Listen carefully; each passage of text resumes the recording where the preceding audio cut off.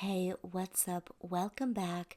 Today I've got the plan with me for the week of October 3rd through the 9th using Zombina from SPC. I do have an affiliate code with her, so you can use DOMI10 to save. And also you'll see a lot of Carly plans, doodles, and scripts throughout this spread, and I'm on her PR team right now as well, so you can also use Domi15 to save with her. And then for the rest of the base, I used Sparkly Hollow, Bougie under Blue Hollow, and Purple Hollow checkered Funderlays from Plana Hannah. And then I also used Sparkly Hollow Blood Drip overlays also from Plana Hannah, and then I think the rest of the overlays are just SPC's a la carte Halloween foil, also in Sparkly Hollow. Ew, I'm looking at this spread right now, and the extender situation in this spread is a national tragedy, and I hate it. I still think this spread turned out super cute though, but I wish I would have had the foresight to use regular extenders, but I put the base down so far in advance, so there was just really no going back, and I ended up just using half box extenders, and it's just so bulky, and it's been months and they still don't lay flat, so love that for me. But I think I'm just gonna start preemptively using extenders on bestie weekends so I don't run into that problem in the future. But also, there's just so much math involved in the weekend boxes, and it just hurt my little pea brain. Y'all will see the struggle when we get there, but it all worked out in the end, I guess. So anyway, I don't really have anything else to talk about for the rest of the base, so I'm just gonna get emo about soccer, I guess. I'm so sorry, but the good news is that this will be the last time I'm talking in depth about soccer for a while. Okay, well, no, that's probably a lie. I'll probably have a lot to say whenever I do the plan with me for the MLS Next Pro Eastern Conference match, because that was unhinged. But other than that, I'll behave, I guess. But the World Cup final is tomorrow, and y'all, I am unwell. Win or lose, I will be emotionally unwell. I'll be heartbroken if Argentina wins, obviously, but I think I'll be okay with it. Unlike when Italy won in 2006, I'm still high key salty, and I will literally die mad about it. But, it's Messi's last ride, and he deserves a cup. So I'll be crushed, but I'll be okay with it. But I just want France to take it home so bad. Y'all don't even understand. No one thought France would make it out of the group because of the winner's curse.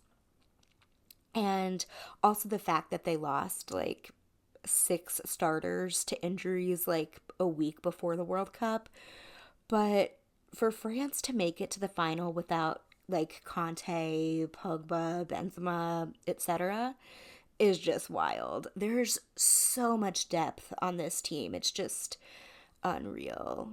And the fact that Mbappe is 23 and could potentially be a two-time World Cup winner, unreal. Absolutely unreal. And France winning back-to-back World Cups would just be next level. I don't think there's been a back-to-back winner since the 60s, so that's just wild. And I know I'm being dramatic, but soccer just means so much to my family, and to get to see our country win again would just be really special. But either way, Argentina and France are both powerhouse, huge teams, so it's going to be a clash of the titans. So either way, it's going to be a very spicy match, and I'm very stoked, but I just hope we win. For the love of God, I hope we win. So, anyway, also in very soccer related news, this was one of my favorite weeks to plan of the year because it was the MLS Next Pro Cup final. And I know I've talked a little bit about it before, but basically, Next Pro is like an MLS reserve developmental league that was started this year. Oh, and also like a bunch of expansion teams are coming next year and in the coming years. So if you're a soccer fan and your team has a Next Pro team, go to their games. Show up for them like you show up for the first team because tickets are dirt cheap and it's a fun time. Like, I've had some of the most fun I've ever had at soccer games at Crew 2 games. Like, it's just a whole vibe. But yeah, when the league was announced, we were all like, cool, yeah, sure, whatever, we're down, I guess. But we didn't expect much to come from it. But y'all, we could not have been more wrong about what was to come. Let me just recap this season for you real quick. Crew 2 was inaugural Cup champions, inaugural Supporter Shield winners, MVP of the Year, Cup MVP, Golden Boot winner, Coach of the Year, Goalkeeper of the Year. There were 4 players in the best 11. There was a 40-point goal differential. And we beat FC Cincinnati 9-0, which I still just think is the funniest thing ever. And then also, the team just fully embraced and rolled with the capybara movement, but that's a different story for a different day. But it was just a Cinderella fairy tale season with a really special group of guys, and we probably won't ever see anything like it again. And I'm so glad that I got to be a part of it, but also I'm so emo about it because we developed such a special, unique fan culture. Like, we fully rallied behind them and they fully rallied behind us, but also it's a developmental league, so knowing we won't have these players for long, like, it hurts. Like, it cuts deep, y'all. Like, half of them are already not coming back next season, so RIP. But also, the thought of them having to explain the capybara thing to new players makes me literally laugh out loud. Oh my god, not to be dramatic, but not going to the cup final will always be one of the biggest regrets of my life. But, you know, I was trying to be a good friend and not bail on fall festivities weekend, so it's whatever. I guess I'm not that mad about it. But Lord, it was a chaotic weekend. Normally, our bestie weekends are chill, but this was not. The week itself was a standard issue Domi week. I just worked, listened to podcasts, watched shows, watched Jeopardy, read, etc. Nothing wild. But the weekend, different story. So this time we went to Michelle's, and she lives near Dayton-ish, I think. I've lived in Ohio since I was 4 and could not tell you a single thing about geography other than Columbus, Cleveland, and Cincinnati. So yeah, Sarah drove down to my house, then we carpooled to Michelle's, but before we left, we got lunch at this hot chicken place that Sarah had seen on TikTok, and that was an experience.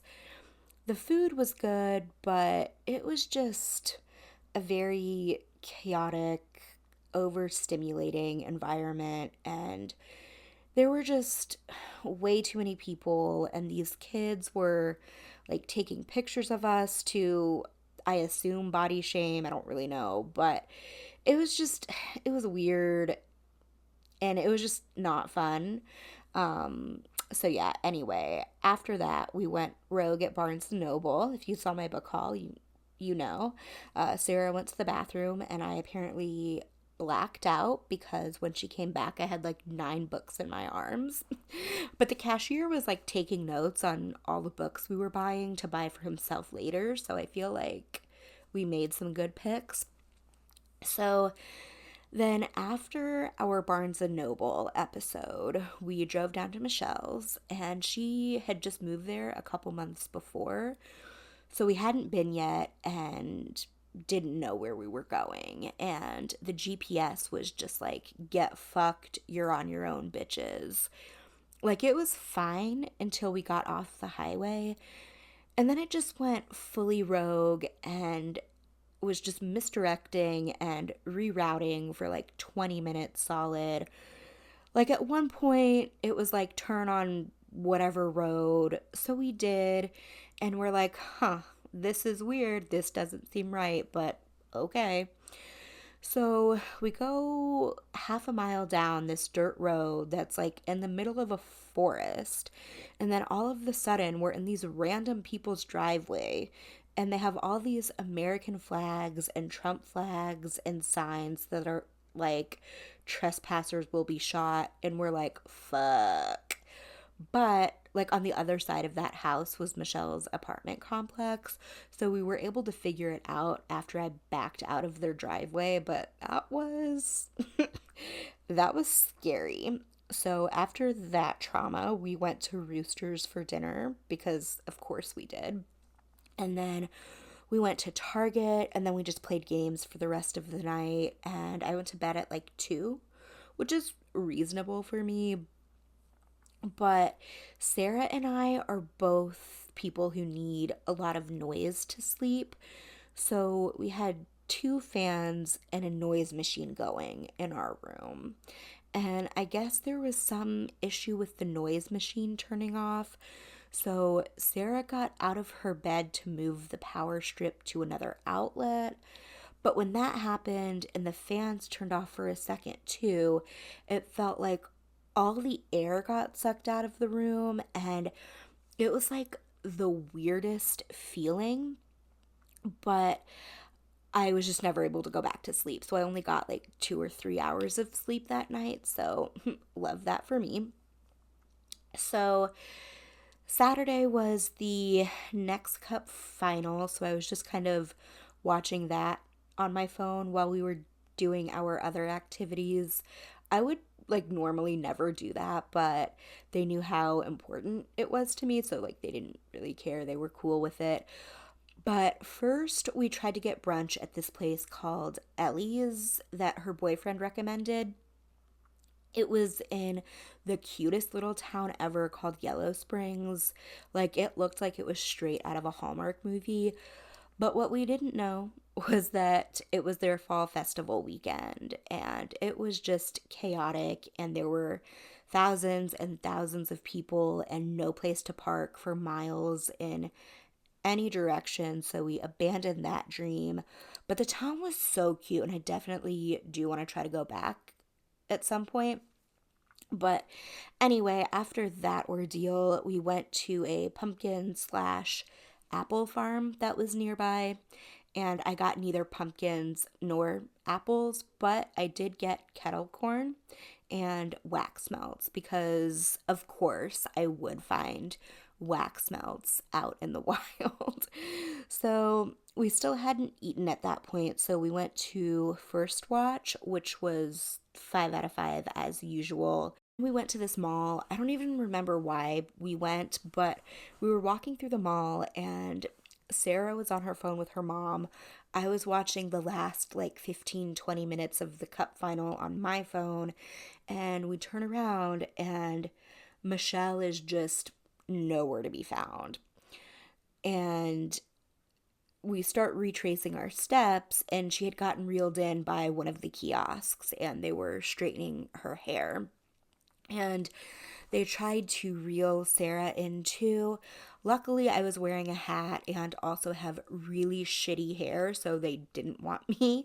But Michelle was like, you guys go on ahead. It'll just be a minute. Psh, y'all, it was not just a minute. So we're sitting on this bench waiting for her, and she walks over like 10 minutes later with a huge bag full of expensive ass hair products, and her hair is straight. But there's this one curled piece. And the lady comes charging after her and pulls her back to the kiosk to quote unquote fix the curled piece. And then she tried to reel Sarah in again. And then Sarah and I just booked it. And then there's just no sign of Michelle again for like 10 minutes.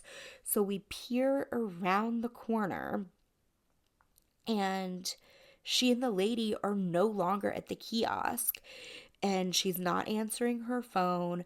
So we went to the second level to see if we could maybe see where she was from above, because we didn't want to walk past the kiosk again.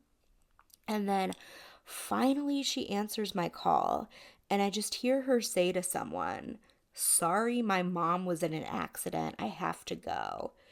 It turns out that this bitch took her to a second location and tried to get her to buy skincare too from someone else at another kiosk. So when she was finally able to answer my call, she just had to lie to get away from them. And it was just so shady. So anyway, by that time, the cup final was over and Crew 2 beat St. Louis City 2 4-1, I think was the score line. So I was very emo about that for the rest of the day, because I love that team so much, and I'm so proud of everything this season. I'm not gonna lie, it's been like 2 months and I'm still so fucking emo about it.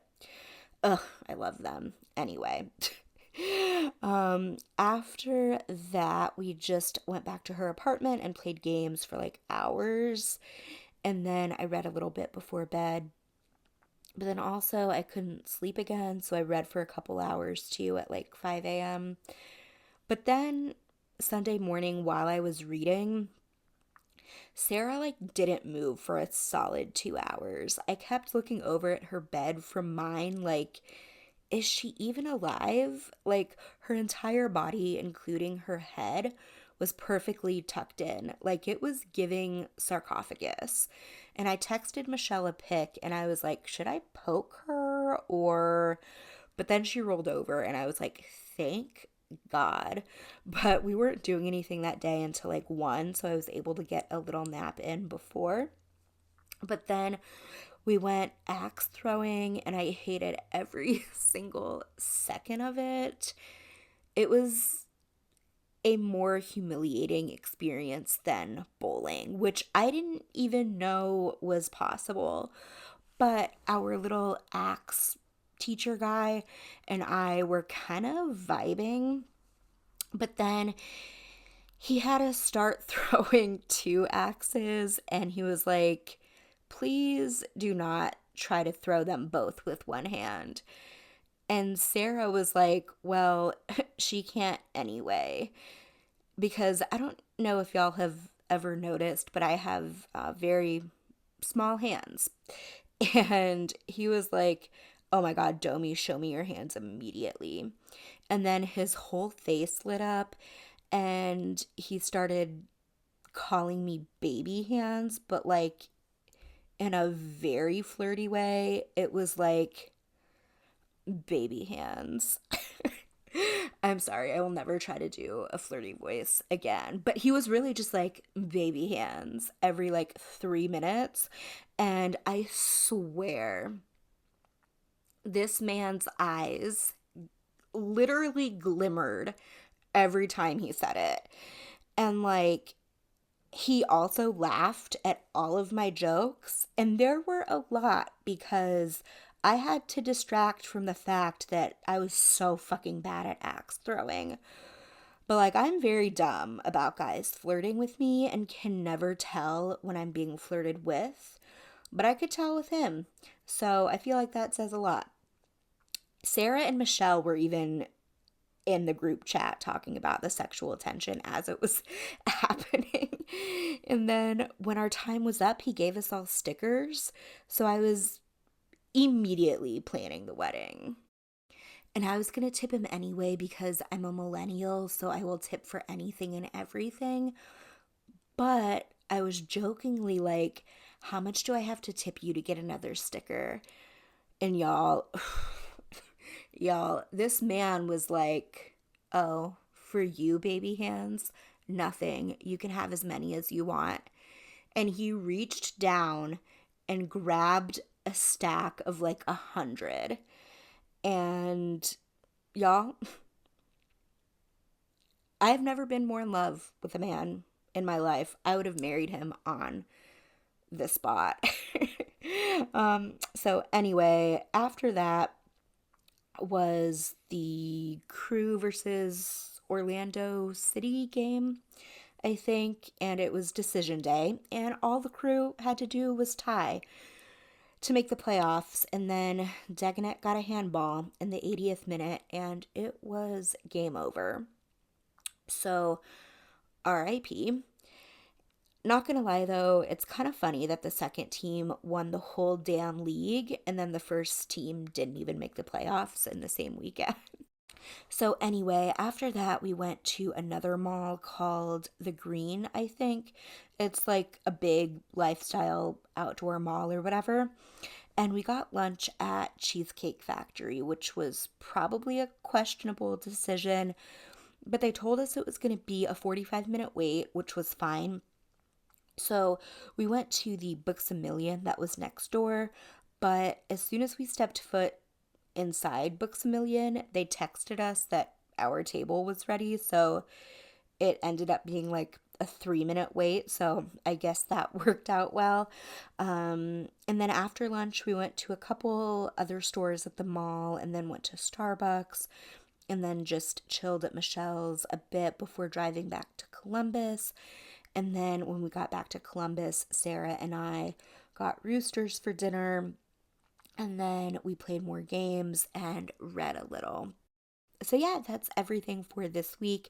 As you can see from the Christmas nails in the wiggle, I fully forgot to film an outro until today, so oops. But yeah, that's everything for this week. Even though I don't love the extender situation, I still love how this spread turned out and think it's super cute. So yeah, thanks so much for hanging out today. I hope you enjoyed, and I hope to see you in the next one. Later days.